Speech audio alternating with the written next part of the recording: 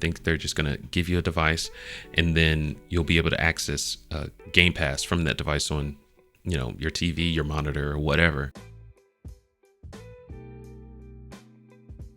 What's up, everybody? I hope you're having a fantastic day. So Xbox just got hit with a 1-2 punch with the acquisition falling through and the middling and bad reviews coming out for Redfall. It looks like they're going to be taking a look internally to see where it all went wrong. Phil Spencer recently made an appearance on the Kinda Funny podcast where he talked about not being able to compete in the console wars with Sony and Nintendo and the bad release of Redfall. It's really interesting stuff, but before we get into that, we're currently sitting at 406 subs. We really appreciate you guys for all of the support.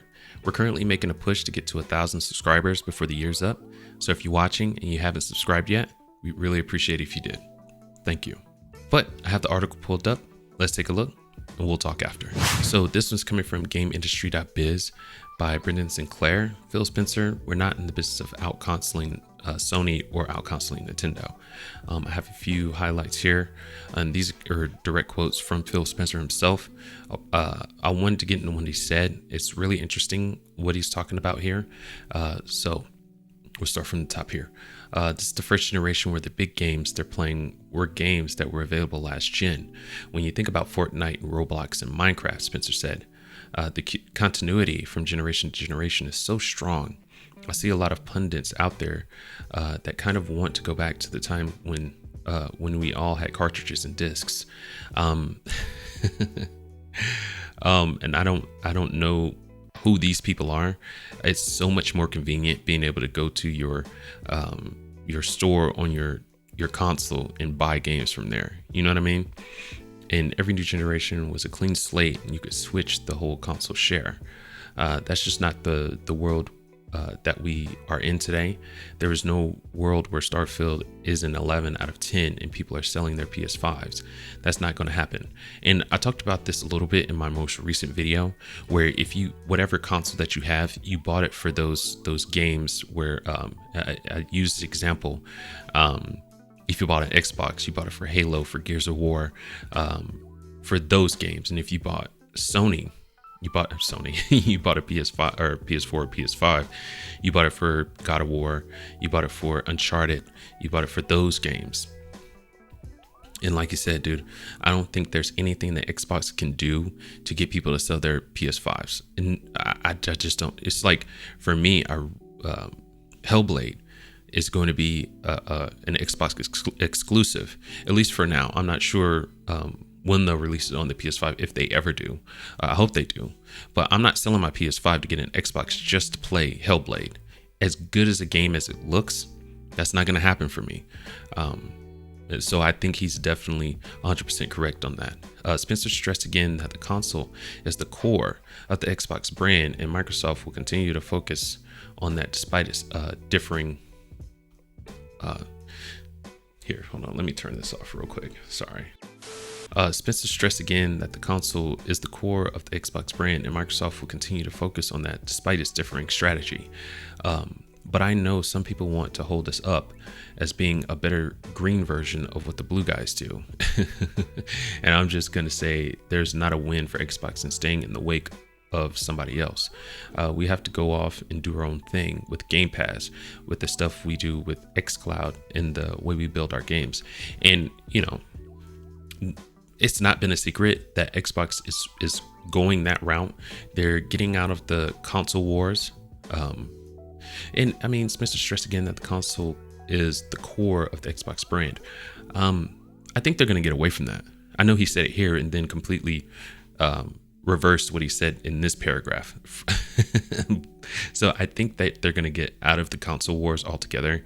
Like I mentioned in the last video, I think they're just going to give you a device, and then you'll be able to access Game Pass from that device on, your TV, your monitor, or whatever, and pay for Xbox Game Pass on it, which I think is a great deal.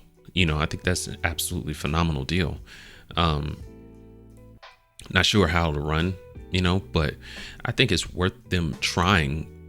The next generation, maybe they'll do a console and the device, and then just get out of the console war altogether, going forward with the device, see how it runs, see how people like it. And it'll allow people like me to be able to get on Xbox Game Pass without having to buy a whole new console. You know what I mean? Because those things are expensive. I'm not going to blow, another $500, to get an Xbox when there might be a few games that I'm excited about. I'm not going to do that. And so this is the part where he gets into Redfall and everything like that, and why it was such a disastrous launch and all that good stuff. But here he says, I'll even go back to the Redfall videos on IGN of showing videos of the game running at 60 on PC. At the point knowing that the game was going to be around 30 frames per second at launch on console. There's no way that wasn't a move to try to get people to buy Redfall. And when they knew that customers were only going to be able to do 30, that was they knew what they were doing, and it backfired. And that's why he's addressing it now. We have to be transparent about what we're showing. That what we're showing is representative of what our console customer, our most committed customer to our brand, financially committed, what they're going to see, what they're going to play. And our transparency just has to be better. If you, I think people would have taken it better if you would have, just played it at 30 frames per second, because that's what people were going to get, at launch.